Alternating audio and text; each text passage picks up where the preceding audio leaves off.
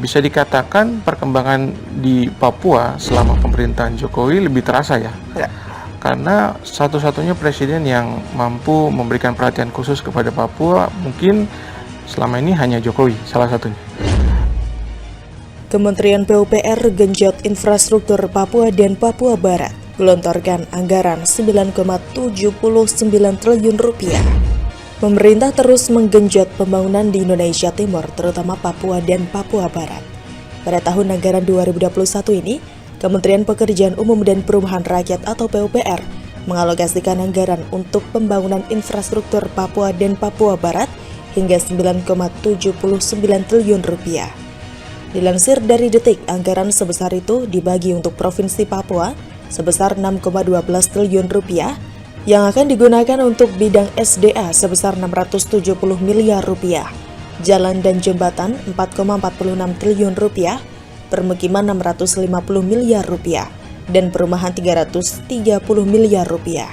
Sementara itu Provinsi Papua Barat sebesar 3,67 triliun rupiah yang digunakan untuk bidang SDA 600 miliar rupiah, jalan dan jembatan 2,54 triliun rupiah, permukiman 320 miliar rupiah, dan perumahan 200 miliar rupiah.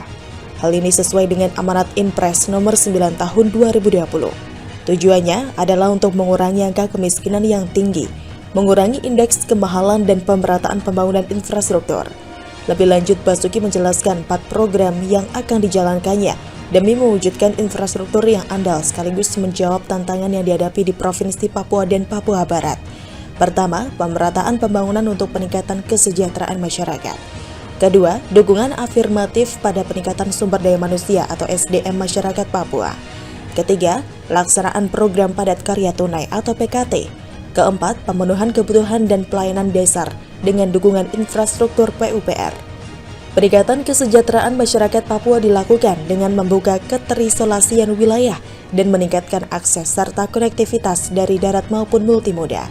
Di antaranya, telah pihaknya bangun Jalan Trans Papua 3.534 km, Jalan Perbatasan Papua 1.098 km, dan Jembatan Yutefa 1,3 km. Selanjutnya, untuk dukungan pengembangan kapasitas SDM, Kementerian PUPR melaksanakan pelatihan SDM jasa konstruksi yang melibatkan mitra kerja asli Papua dan Papua Barat.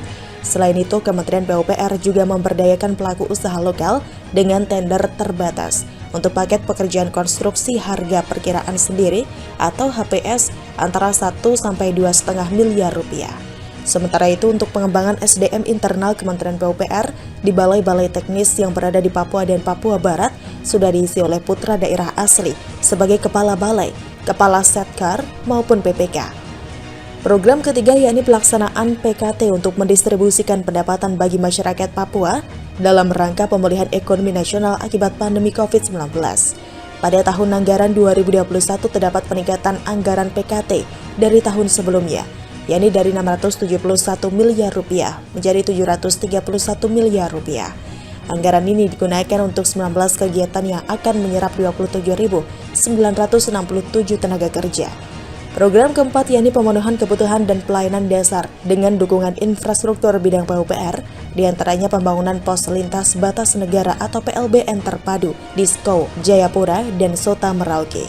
Pembangunan infrastruktur dukungan penyelenggaraan Pekan Olahraga Nasional atau PON 20, serta pembangunan rumah khusus, air bersih, jalan lingkungan, dan jembatan gantung di Kabupaten Asmat, Mapi, dan Mamberamo Raya.